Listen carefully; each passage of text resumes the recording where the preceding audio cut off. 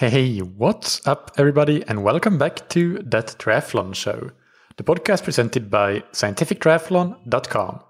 I'm your host, Michael, and this episode is Q&A number 101.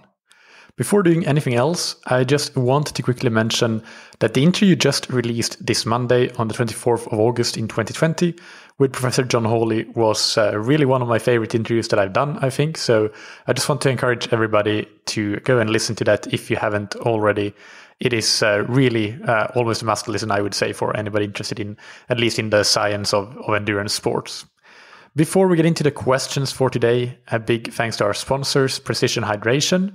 You can find them on precisionhydration.com, and Precision Hydration make electrolyte products that you can use to match your individual sweat sodium concentration, because everybody loses very different amounts of sodium in their sweat.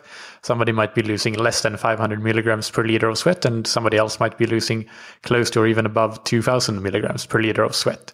So armed with the knowledge of how much sodium roughly you lose in your sweat, which you can get by taking Precision Hydration's free online sweat test, you can optimize your hydration and make sure that your intake of sodium matches your losses. And you can get 15% off your order of electrolytes with the promo code ThatTriathlonShow15 on precisionhydration.com.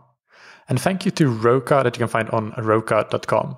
Roka are the world-leading manufacturers of wetsuits, tri-suits, swimskins, goggles, high-performance eyewear, and prescription glasses and sunglasses. They are the innovators behind technologies such as the arm-sub technology in wetsuits and tri-suits. And they also have really cool features such as an online vision test when you order prescription glasses or sunglasses. They're used by top athletes like Javier Gomez, Mario Mola, Lucy Charles Barclay, and many, many more of the world's best of the best. So you can trust that their quality really is top of class in any product category that they create products in. You can get 20% off your Roka products with a promo code that you can get on roka.com/TTS. Now on to today's questions. The first one is from Harry in the UK, who writes, Hi Michael, apologies if you have answered this question before, but having recently listened to the episode on tips for a successful triathlon training camp, I don't think this point was covered. When is the best time of the year for a training camp, and how far out should it be from your A race? Are there any advantages to having one early in the base season? And if so, what would be the focus of such a camp? For example, duration over intensity? With the current situation, it is hard to plan ahead for foreign travel. Is there any advice on setting up your own training camp at home? Really enjoy the podcast as always, and thanks for all the good advice in the past. All right, thank you, Harry. That's a really good question. And for those listeners that haven't listened to the episode on training camps, that is episode 174, which I'll link to in this episode description. It's called 8 Tips for Having a Successful Triathlon Training Camp. And just some of the things that I go into there is to the importance of knowing your objective for the camp, the importance of not killing yourself through the camp, recovering after the camp, consistency around, including before and after the training camp, tips around for the actual training done during the camp and for the nutrition and hydration during the camp, as well as recovery during the camp, and finally gear, equipment, packing and preparation. So those are some of the things just in case you're interested and want to dig deeper into that topic. But to answer your specific questions, Harry, there are a lot of different ways to go about when to do the training camp and how to make it beneficial depending on when you place it. So to answer first, tackle it from the direction or the perspective of how far out from your A race it should be. I would say that it could be as close as finishing 3 weeks before, even 2 weeks before the race, to be honest. And then you'd basically head right into taper for the race after the camp, and that reduced volume of the taper will also, of course, serve the double purpose of being your recovery period from the camp itself. So as a couple of examples, if you have a 2-week training camp finishing 3 weeks before your A race, then you could have one very easy recovery week after probably like a big 2-week camp. So that would be almost like the easiest week of taper, or at least the second easiest week of taper. Then 1 week after that, so 2 weeks out from the race, would be definitely a reduced volume compared to normal training because you're in taper and you're just 2 weeks out. But it would be definitely higher than that first week after the camp and higher than the race week itself. So it doesn't have to be too much lower than your normal training volume in that middle week of the 3-week taper, if we call it that. And then race week, again, would be a normal race week, which, of course, would be significantly reduced training volume. So you would have a pyramid shape of volume and in that taper period if you have a camp finishing 3 weeks before. And then with that gives you enough recovery time that you can push the envelope quite a lot during that camp, I would say, at least if you're an experienced athlete. Then if you have a camp that finishes 2 weeks before your race, maybe that's better to be just a 1 week or 10-day camp, because you don't want to take the risk of pushing yourself too much, which could possibly happen with a 2-week camp. So that camp is probably going to be your peak volume. Well, that would be the case in the former example as well, I would think. But either way, after the training camp, you have 2 weeks to go. Make a sharp drop to maybe 60 to 70% of peak volume in that first week of taper and 40 to 60% of peak volume in the second week of taper, which is race week. This depends a bit on your normal volume, of course, but that would be an example. Let's say that during the training camp, you train 20 hours, then you could train perhaps 10 hours or 12 hours in the first week of taper, and maybe 8 to 10 hours in that second week of 8 hours in the second week of taper. 12 hours and 8 hours would seem reasonable, I think, with a 20-week training camp and that being your peak volume before the race, just off the top of my head. So those are some examples of how you could do camps very close to the race, actually, and it would be beneficial. But you could also do the camp further out. And generally, I think it's great to have a camp in the period, the last 8 weeks before a key race, if you are to have a camp, that is, because that is the period when, again, you will be pushing the envelope a bit and you will be at your peak training load during that lead up to the race. So having the training camp where you can actually put a load on your body makes sense to do in that period rather than outside of that period. And I think one of the main differences here of having a camp in those last 8 weeks before a race compared to having it much earlier in the season is that you can, if you push the volume during the camp in particular, you might not be doing a massive amount of intensity. That's not what I would recommend anyway. It would be more so increasing the volume, and to the extent that you can still recover from it. And of course, the recoverability while at the training camp, where you basically just train, eat and sleep, which is the dream, right? That's the recoverability is going to be so much greater. So it allows you to push the volume. And then because you're reasonably close to the race, that acute bump in fitness that a concentrated dose of increased volume gives you, you're going to be able to directly benefit from it in the race. You have enough time to recover from the camp and adapt to the potent stimulus that the training camp was and see the benefit from it. But it's not so far away from the race that those acute adaptations will have time to pass before the race is done.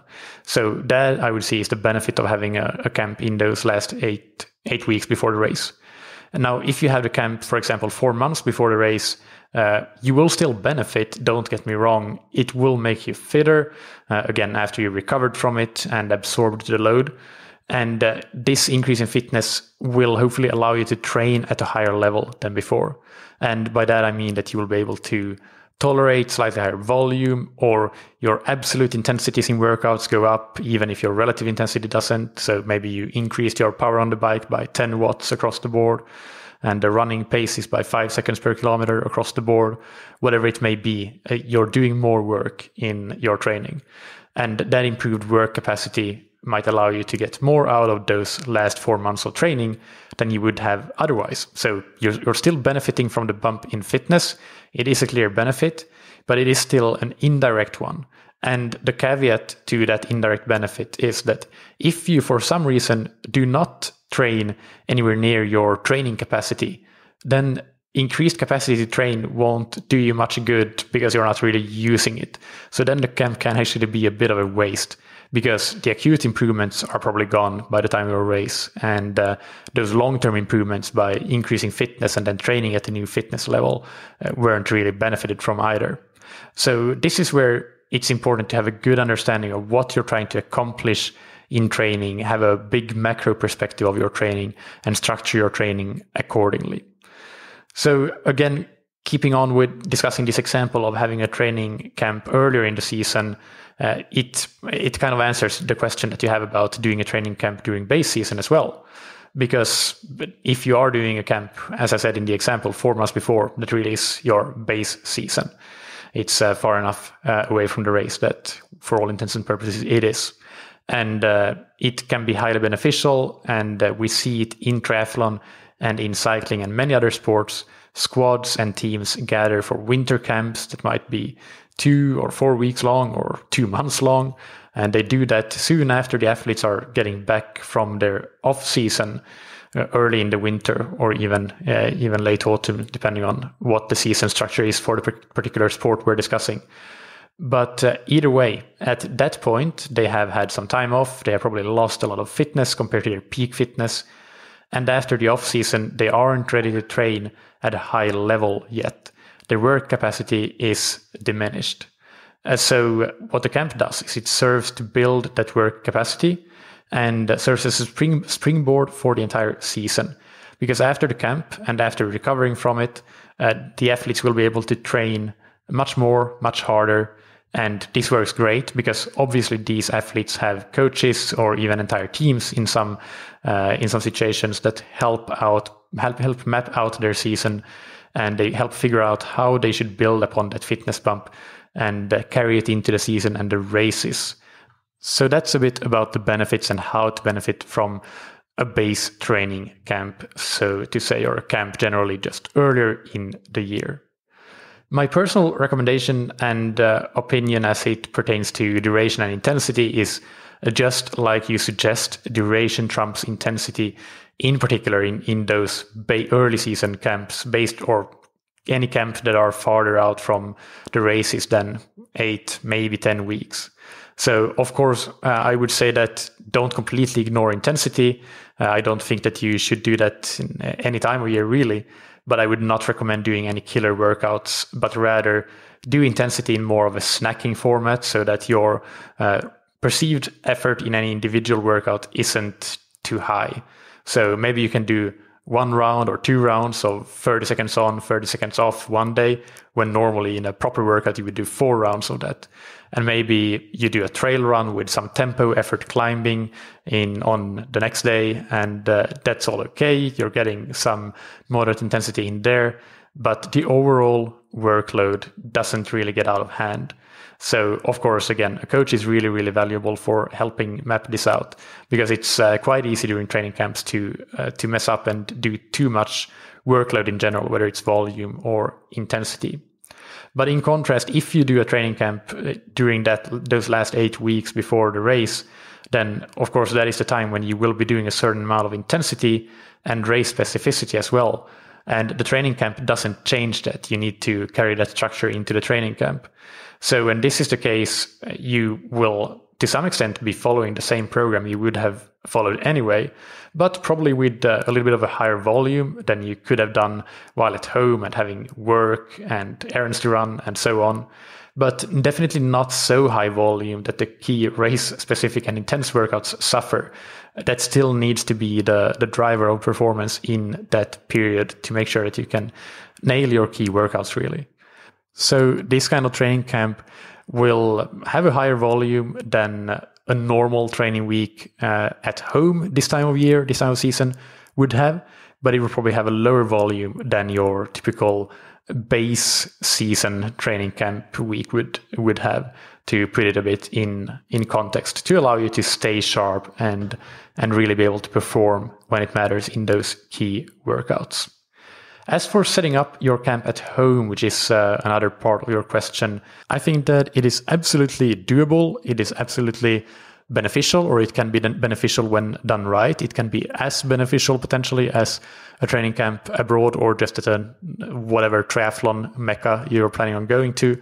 And of course, as you say, in these times, it might be the only opportunity that you have of doing a training camp. So if you want to still have some sort of training camp, or you want to use the opportunity of maybe having some vacation, but not having anywhere to go because travel is restricted right now, then that could be a good option. The main consideration that I see if you choose to do this is to set up your home-based camp in such a way that you can recover the same way with the same efficacy that you would have if you're abroad at some hotel or some house that you're renting or whatever it is.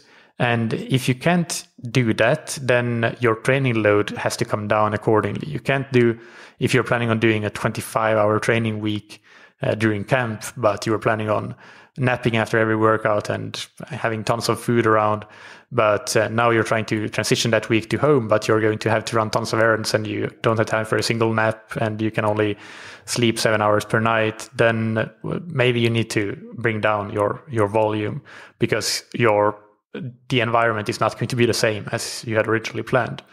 But if you can set up your recovery, your nutrition the same way as you were going to do abroad, then you can absolutely do the same thing at home.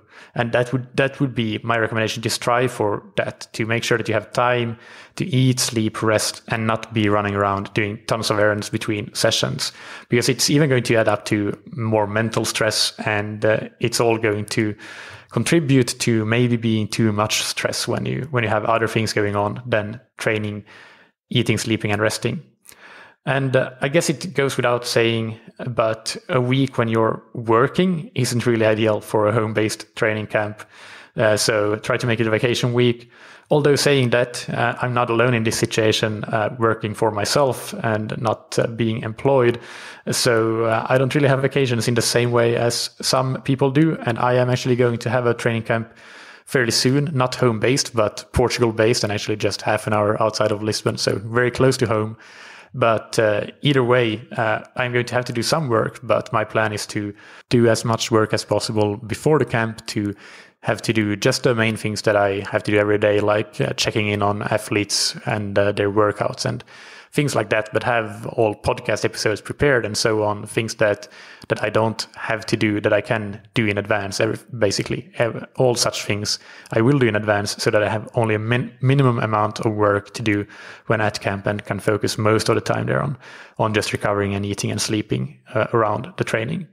So if you are in a similar situation, then plan ahead and do work ahead so that you don't get into a situation where you're doing a ton of work during your training camp. And other than that, I don't really have much else to add for a home-based camp. The same things apply around training structure and such. I would actually say that you can make the home-based training camp really, really, really effective. And if you have the rest and recovery, and if that is all set and you nail that, and you have all the facilities and terrain that you want and need around your home environment, then really you can have a better training camp at home than you could abroad potentially, because of not having to spend time and energy traveling. So this may reduce some stress, and also just a familiar environment may allow for more optimized execution of training than an unfamiliar environment. So it can actually be a really, really good thing to try. And I think it's probably an underused tool in athletes and coaches' toolbox to have home-based training camps like this. But that's mostly it for this question, I believe. Check out episode 174 for more details on training camps, and maybe next year, if and when travel returns to something closer to normality, I'll do an updated episode on camps, because it's absolutely an important topic worth revisiting. So I hope this helps, Harry, and thanks for your question. The next question is from Todd in South Korea, who writes, I have a beginner question. I foam roll before bed. Is this the best time for foam rolling, or should it be directly after working out or the next morning when I wake up? My question is basically, when is the most effective time to foam roll? All right, thank you, Todd, for your question. So here too, I actually have an in-depth episode that tackles the topic of foam rolling. It's an interview with Professor David Bain, who is a world-leading researcher on this topic, and we get into the nitty-gritty details of all the science on foam rolling. So I recommend you listen to that for further information. It's episode 141 that I'll link to in the episode description. But to summarize here and answer your question, the main points that Professor Baim makes are to foam roll before workouts in order to increase range of motion, which can be really good for the acute performance in that workout. After hard workouts, such as strength training workouts and perhaps bike and run workouts with a lot of intensity or with a lot of hills, which might make the likelihood of muscle soreness greater, is also a good time to foam roll because it could prevent or reduce muscle soreness. However, foam rolling by itself as a chronic treatment modality probably doesn't do much, at least not from what we know from research. So what you should do is probably to consider foam rolling ideally directly before your workout, or maybe just in the morning rather than in the evening. Then you might carry some effect into the workout. There's no science to back that up really, but that's me speculating. But the thing is that you won't see a chronic change in range of motion from foam rolling from what we know from research.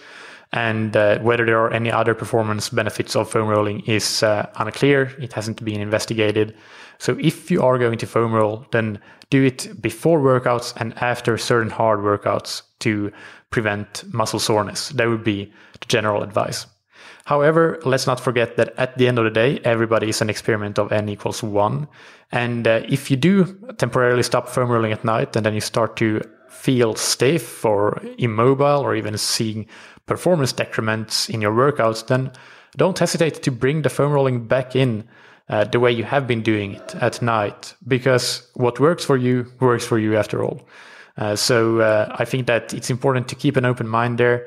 But the best practices, the evidence points to the most efficient time to foam roll would be before the workouts and after those hard muscle soreness inducing workouts. So keep those as the times that you should foam roll.